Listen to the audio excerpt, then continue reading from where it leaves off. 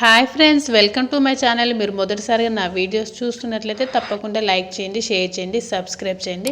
Serial చూస్తున్నారు కానీ subscribe చేయట్లేదండి, ప్లీజ్ అండి చేయండి. స్టోరీలోకి వెళ్దాం.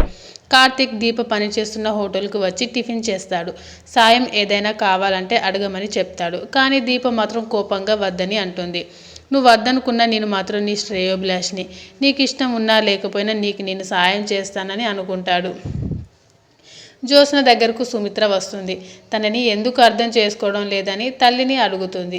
గొడవ గురించి మర్చిపోమని చెప్తుంది. దీప తప్పు చేస్తే మనిషే కాదని, అంటే బావ తప్పు చేసే మనిషా, నాకు ఇంకా అదే మైండ్లో తిరుగుతుంది. నువ్వు దీనికి సపోర్ట్ చేసి మాట్లాడుతున్నావు, ఎందుకో అర్థం కావడం లేదని అంటుంది. నాకు తెలియదు, దీపకు ఈ ఇంటికి సంబంధం ఏం లేదు, కానీ నాకు దీప ఎందుకో బాగా కావలసిన మనుషులే అనిపిస్తుంది. దీప పరిస్థితి చూసి జాలి పడుతున్నానా, లేదంటే నిజంగానే తన మీద అంత అభిమానం కలిగిందో అర్థం కావడం లేదు. దీప జీవితం చక్కదిద్దడానికి ఏదైనా చేయాలని ఉందని చెప్తుంది.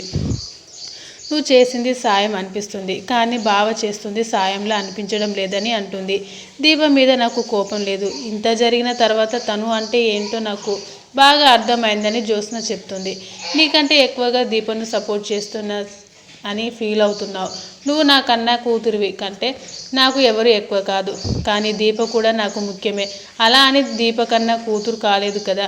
ఈ వ్యత్యాసం అర్థమైతే బాధపడాల్సిన అవసరం లేదని సుమిత్ర చెప్తుంది. దీపని ఇంటికి తీసుకొచ్చి తప్పు చేశానా అని జ్యోత్స్నని అడుగుతుంది. దశరథ క్యూబ్ సెట్ చేయడానికి తిప్పలు పడుతుంటే శౌర్య వచ్చి తను ట్రై చేస్తానని అంటుంది. చిటికలో క్యూబెన్స్ సెట్ చేస్తుంది. అప్పుడే కార్తిక్ వస్తాడు. శౌర్యని మంచి స్కూల్లో వేయాలని అంటాడు. శౌర్య చాలా తెలివిగలదని దశరథ అంటాడు. మళ్ళీ క్యూబెన్స్ ఇచ్చి సెట్ చేయమని చెప్తాడు. మళ్ళీ శౌర్య చేసి చూపిస్తుంది. అది చూసి కార్తిక్ కూడా మెచ్చుకుంటాడు. మంచి స్కూల్లో వేయమని దశరథ అంటాడు. దీపకు తెలియకుండా స్కూల్లో చేర్పిద్దామని అంటాడు. కార్తిక్ వాళ్ళ అమ్మకి ఈ విషయం చెప్తే నా స్థాయికి తగ్గట్టు స్కూల్లో చేర్పించాలను అనుకుంటున్నాను అని దీపలా ఇమిడియేట్ చేసి చూపిస్తాడు. అమ్మకి అబద్ధం చెప్పాలా అంటుంది. ఎవరితో తిట్లు తినకుండా అత్త పేరు చెప్పామని అంటారు. నువ్వు మాతో ఏ సాయం చేసుకోవడం లేదు, కనీసం నీ కూతుర్ని చదివిస్తానని దశరథ అనుకుంటాడు. కార్తిక్ శౌర్యని తీసుకొని స్కూల్ దగ్గరికి వెళ్ళబోతుంటే దీప ఎదురుగా నిలబడుతుంది. ఎక్కడికి వెళ్తున్నావు అని దీప శౌర్యని అడుగుతుంది. పాపని స్కూల్లో జాయిన్ చేయడానికి వెళ్తున్నానని అంటాడు. మిమ్మల్ని తీసుకెళ్ళమని చెప్పలేదు కదా అంటే మా అత్త తీసుకెళ్ళమని చెప్పిందని అంటాడు. శౌర్యని స్కూల్లో చేర్పించమని సుమిత్రమ్మకి నేను చెప్పలేదని అంటుంది. పాప చాలా తెలివైనది, మంచి స్కూల్లో చేర్పించమని అత్త చెప్పిందని అంటాడు. కానీ దీప మాత్రం వద్దని అంటుంది. తన మీద తన బిడ్డ మీద జాలి చూపించాల్సిన అవసరం లేదని దీప అంటుంది.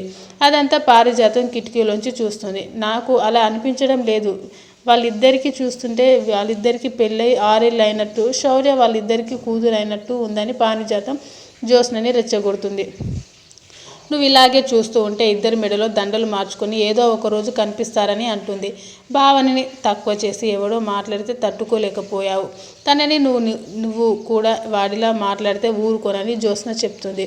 వాళ్ళని చూసి జ్యోత్స్న రగిలిపోతూ ఉంటుంది. పారిజాతం దీప కార్తిక్ గురించి తప్పుగా మాట్లాడుతుంది. ఈరోజు కూతుర్ని చదివిస్తాను అంటాడు, రేపు తల్లిని ఉద్ధరిస్తాను అంటాడని చెప్తుంది. దీప మాత్రం ఎంత కష్టమైన శౌర్యని తనే చదివించుకుంటానని చెప్తుంది. నువ్వు అన్నది నిజమైతే బావ తీసుకొని రావాలి కదా, మరి దీప స్కూల్కి వెళ్తుంది కదా అంటుంది. పాపని తీసుకెళ్ళి నువ్వు స్కూల్లో చేర్పించు ప్లీజ్, సంగతి నేను చూసుకుంటానని చెప్పాడని పారిజాతం రెచ్చగొడుతుంది. కార్తిక్ అలా చెప్పడం వల్లే దీప ధైర్యంగా ఉందని అంటుంది. Thanks for watching this video. Please subscribe my channel.